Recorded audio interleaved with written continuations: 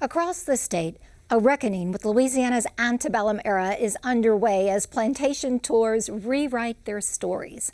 Shadows on the Teche in New Iberia is among the first to offer an inclusive narrative in its new exhibit, A Picture Unbroken.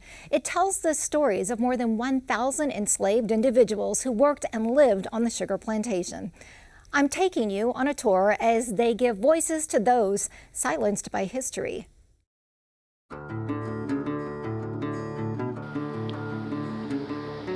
Shadows on the Teche in New Iberia sits along the banks of Bayou Teche as a National Trust historic site. The Weeks family owned the home for 4 generations, its history tied to the beauty and brutality of the antebellum South slave economy. So the Shadows, the construction started in 1831. It was completed in 1834. Mary and her 6 children moved into the house, and the rest is history. Today, a reckoning with history is happening across the street from Shadows on the Teche at its visitor center in a new exhibit that tempers the romantic notion of plantation life with its conflicted reality. It begins with a wall listing the names of more than 1,000 enslaved people who worked on the Weeks sugar plantation. This is somewhat of a memorial to those individuals, even to those whose names we have not uncovered just yet.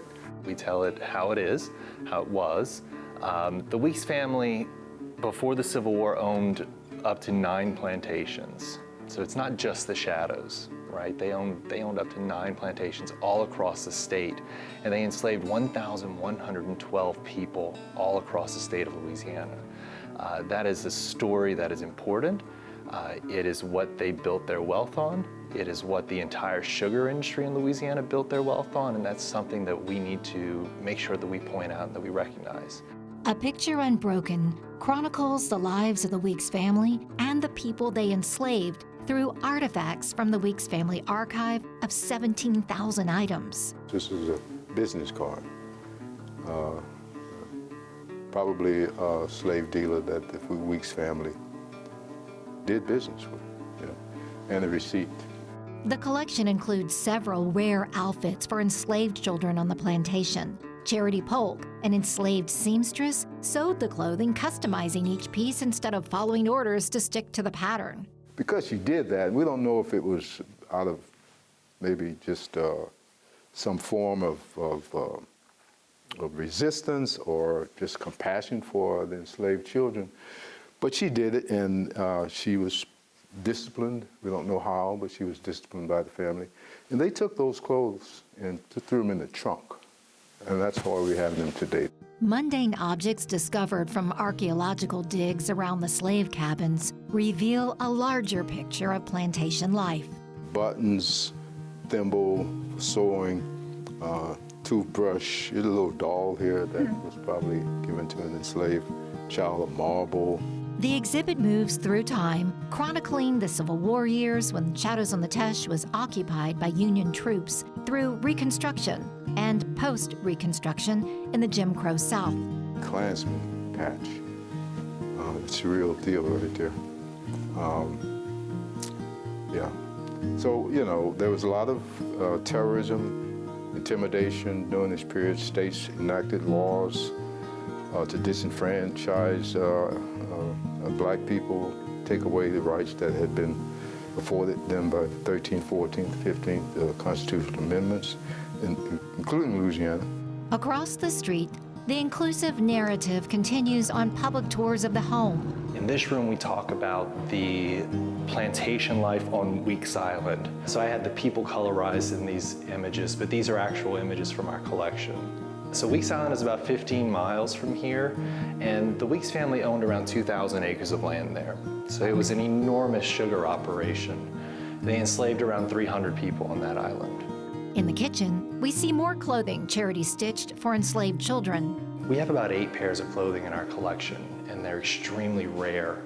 The dining room retains much of its original furnishings and decor, typical of wealthy planters and plantation owners in the 1800s. Portraits of the home's original owner, Mary Weeks, and her second husband, John Moore, overlook the dining room. Moore was a member of the Confederate government and signed the secession ordinance splitting Louisiana from the Union. A copy of the document is also on display. Then we ask a pretty complex question. We ask, what do they think relationships looked like between the enslaved people on the property and Mary and the Weeks family? And you get lots of different answers, and they're all correct because we don't acknowledge that there was only one singular experience. So it challenges our visitors to really think more deeply about systems of slavery and how these two very different societies kind of dealt with each other. In Mary's bedroom, behind the door, lies another grim reminder of life after the Civil War in the Deep South. Here we also talk about the rise of Jim Crow. We talk about the racial violence in Louisiana that happens. This map was created by Ida B. Wells, and what it does is it tracks the number of lynchings in a state over 33 years. In Louisiana, during those 33 years, there were 326 lynchings.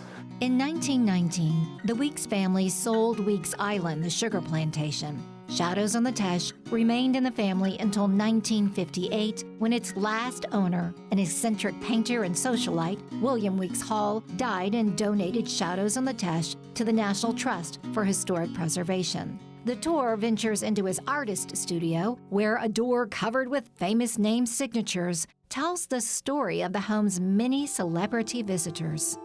The walkthrough ends on a lighter note in this room that celebrates Black artists with ties to the property, including jazz legend Bunk Johnson. Our tour is completely dialogic. It means that we have conversations. So we threw out the old scripts. So every single tour is different. We typically don't allow visitors to get away with the idea of, oh, well, that was just how it was, right? That was just the time that they were living in.